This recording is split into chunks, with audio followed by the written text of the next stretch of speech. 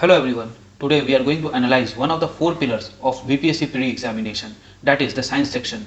In this section, we will analyze previous year question paper year by year, that is from 66th and 66 re-examination, then 65, then 64th and so on, and see that what is the common trend among the questions and how many questions can we easily do without much of the effort. So without wasting any time, let's go to the video.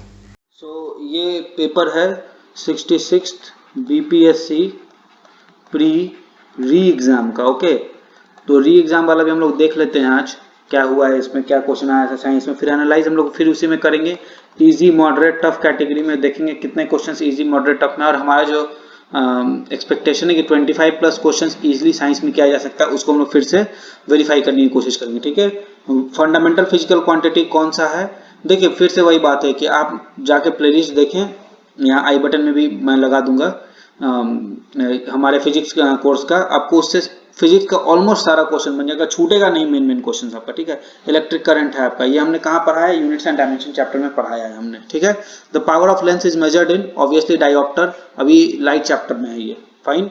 उसके बाद an example of longitudinal wave, longitudinal wave कौन सा है, sound wave, ये कहाँ है, sound wave chapter में बताया मैंने। Medical condition MRI technique is used, ठीक है, which is not used in MRI. देखो मेडिकल फील्ड तो यूज होता है, रेडियो वेव यूज होता है, तो एक्सरे नहीं होता है, गामा रे नहीं होता, ऑब्वियसली गामा रे तो ऐसे भी नहीं होगा, क्योंकि गामा रे का एक्सपोजर से इंसान मर जाएगा, तो इसका ऑप्शन ई होगा, राइट। आगे बढ़ते हैं, डायस्पिरिन sorry dispersion of light is possible by prism से होता है, ऑब्वियसली लाइट चैप्टर में ये है। When a sound wave goes from one medium to another the quantity that remains unchanged. 66 BPSC pre का जो पहला पेपर हुआ था उसमें भी ये क्वेश्चन सेम टू सेम आया था, आंसर होगा फ्रीक्वेंसी, तो इससे पता चलता है क्वेश्चन रिपीट करता है, right. At which temperature Celsius and Fahrenheit scale coincide, C/5 equals to F-32/9 formula होता है, तो C बराबर F करना है तो रख दो, C/5 equals to C-32/9 solve कर दो, 9C बराबर 5C माइनस 32 गुना 5, यही होगा।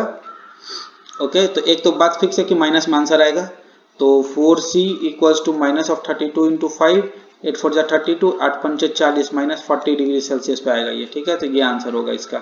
Okay, light year is a unit of, again repeated question है 66 पहला पेपर का, जो जिसके बाद ये वाला पेपर हुआ था। ठीक है, तो इसका आंसर डिस्टेंस होगा। फ्री ऑफ चार्ज किस पार्टिकल पे चार्ज नहीं होता, देखो अल्फा पार्टिकल पे तो चार्ज होता है, +2 का चार्ज होता है, इलेक्ट्रॉन पे -1 का चार्ज होता है, न्यूट्रॉन पे 0 का होता है, इस पे +1 का होता है, ऑब्वियसली इसका आंसर न्यूट्रॉन होगा। ठीक है, which of the following has highest melting point, boron होता है, इसका 2000 से ज्यादा होता है डिग्री सेल्सियस से। ठीक है, आयरन का करीब करीब 1500-1600 होता है, 1600 के आसपास होता है, और सिलिकॉन का करीब करीब 1800 के आसपास होता है, और एल्युमिनियम का तो 600 में ही निपट जाता है। ठीक है, तो इसका बोरोन होगा आंसर। ओम मीटर, ओम से क्या नापते हैं, रेजिस्टेंस, तो क्या नापेगा ये, रेजिस्टेंस को ऑब्वियसली नापेगा। Example of antibiotic, obviously penicillin होगा, पहला एंटीबायोटिक था, बाकी सब नहीं होता इसका आंसर। सफायर रूबी का फॉर्मूला Al2O3 है। Okay, major component of CNG, obviously methane होगा।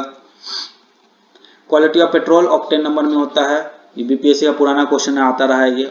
The component of acid rain is या आर, अगेन देखो HNO3 ऑब्वियसली होता है, H2SO4 होता है, CO2 से SCO3 बनाता है। ठीक है, तो ये ऑप्शन बहुत सही नहीं होगा, तो आंसर होगा डी होगा इसका आंसर। ओके,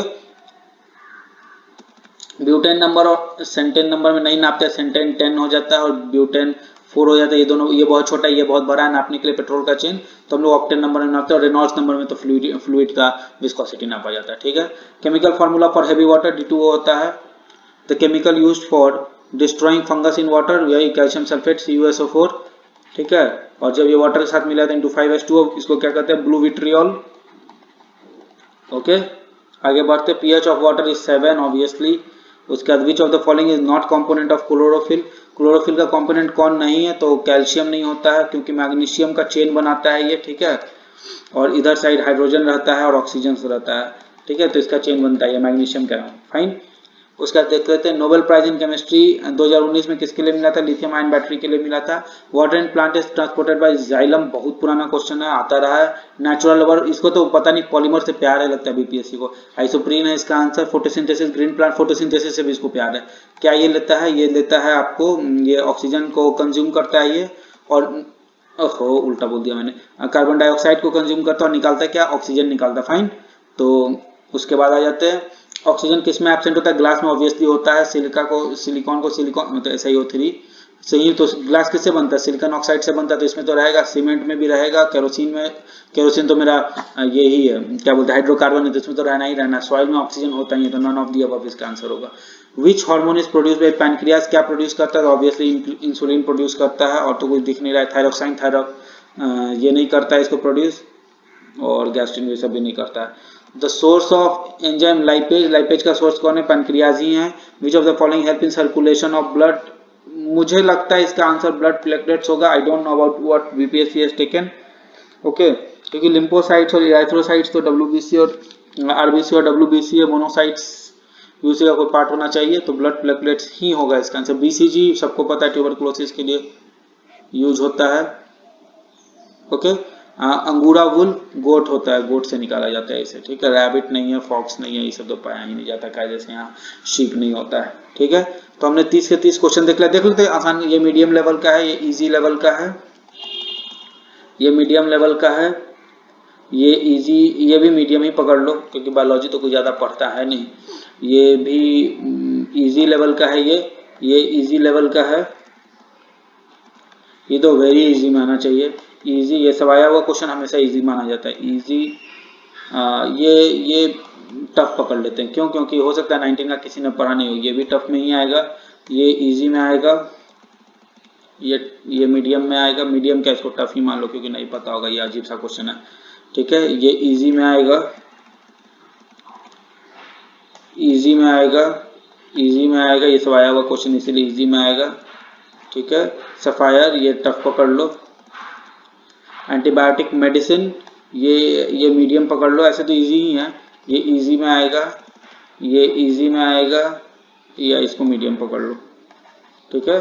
और देखो इस क्वेश्चन में एक चीज समझने वाली चीज है, या तो इसका आंसर सिलिकॉन होना था या तो इसका आंसर बोरोन होना था। आयरन और एल्युमिनियम मेटल की कैटेगरी में आते तो ऐसे भी इसका आंसर नहीं हो, क्योंकि दो सिमिलर टाइप का आंसर है, ठीक है ना। अब बोरोन और सिलिकॉन, बोरोन बहुत ज्यादा हाईली एक्सेप्शनल केस यहाँ पे दिख रहा है, क्योंकि तो सिलिकॉन भी हम जो यूज करते हैं नॉर्मल टेम्परेचर पर बहुत जल्दी हीट होता है, ठीक है। तो बोरोन एक एक्सपेक्टेड आंसर लग रहा था, ये बस लॉजिक है, गेसगिरी है, ठीक है। It has nothing to do with logic, मतलब कि एक्चुअल आंसर, ठीक है। लेकिन बोरोन पे बहुत चांस था कि बहुत कोई मारा होगा, तो ठीक है, इसको मीडियम में रखते हैं इसको। तो ये तो इजी क्वेश्चन है, repeated and easy, easy, easy, easy, easy, ठीक है। इजी नहीं, इसको मीडियम, इसको भी टफ ही मान लो यार, ठीक है। इजी,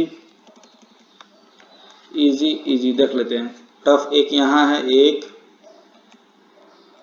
उसके बाद 2, 3, 4, 5, तो 5 क्वेश्चन इस साल भी टफ के कैटेगरी में रखा जा सकता है, ना तो इजी टू मीडियम होता है, ठीक है। तो टफ में मेरा 5 क्वेश्चन है, बाकी 25 किस में, इजी प्लस मीडियम कैटेगरी में। अगेन वही बात है, 5 में से कम एक तो लड़ेगा, तो इसमें कुल मिला के 25 प्लस क्वेश्चंस को इजीली सॉल्व किया जा सकता है साइंस में विद मिनिमम स्टडीज, ठीक है। ज़्यादा से ज़्यादा 4-5 घंटा का होगा स्टडीज।